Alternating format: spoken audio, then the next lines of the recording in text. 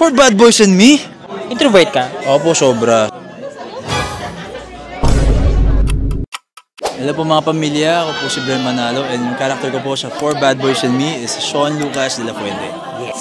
So, Brent, ito na. Are you up for acting challenge? Of course, anytime. Ito na to. Oh my God. Pangarap ko to, mag-acting challenge. Pangarap mo. Pangarap ko to. Paano ka ba nagtatampo? For Bad Boys?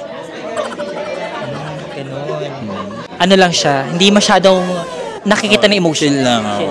Introvert ka? Opo, sobra. Ako din. Papareho tayo. Oo, pero di naman po halata sa inyo. Happy birthday siguro. So, baguhin ko na lang. Happy birthday siguro. Happy birthday siguro. Yung mahal mo, nakita mo may kasamang iba.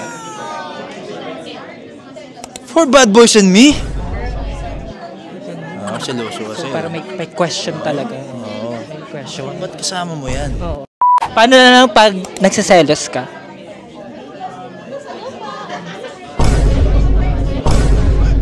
Wala kang marinig sa akin. Talaga? Wala kang marinig, mag-walkout lang ako.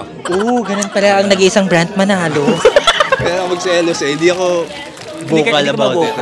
Oy, same. Parang, oh my God, mahirap yun. Mahirap yun pag ganun.